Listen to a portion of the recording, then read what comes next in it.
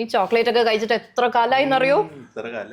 നമ്മളൊരു കാര്യം ശ്രദ്ധിക്കണോട്ടാ, ഈ ചോക്ലേറ്റ് കഴിക്കരുത്. എൻ്റെ വീടിൻ്റെ അടുത്തുള്ളൊരു കുട്ടി +2 പഠിക്കുന്ന കുട്ടിയായിരുന്നു. ഇങ്ങനെ ചോക്ലേറ്റ് വെച്ചിട്ട് ഒറ്റ വലിയം കൊടുത്തിട്ട് ഈ സംഭവം അകത്തോട്ട് കയറിപ്പെട്ടെ ശൂലം കുത്തി കയറിയ പോലെ ബാക്കിൽ വന്നു. ചത്തൊന്നുമില്ല, ഒരു 8 മാസമായിട്ട് കട്ടില അനങ്ങാതെ ഇങ്ങനെ കിടപ്പുണ്ട്. ഞാൻ അന്നേരെ പറഞ്ഞാണ് ഇതൊന്നും അല്ല, ചായയാണ് മലയാളിക്ക് നല്ലത്. ഇങ്ങനെ കുടിക്കാം.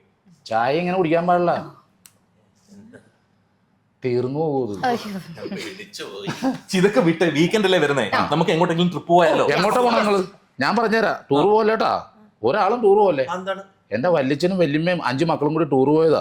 വണ്ടി നേരെ കൊക്കയിട്ട് മറിഞ്ഞിട്ട് അവിടെ കിടന്ന് വണ്ടി പൊട്ടി തെറിച്ചിട്ട് കത്തിയിട്ട് വല്യച്ഛനെ ശർക്കര പരുവത്തിലാണ് കിട്ടിയത്. ഞങ്ങള് കൊക്കയിലേക്കല്ല വന്നത്, ബീച്ചിലേക്ക്. അടിപൊളി.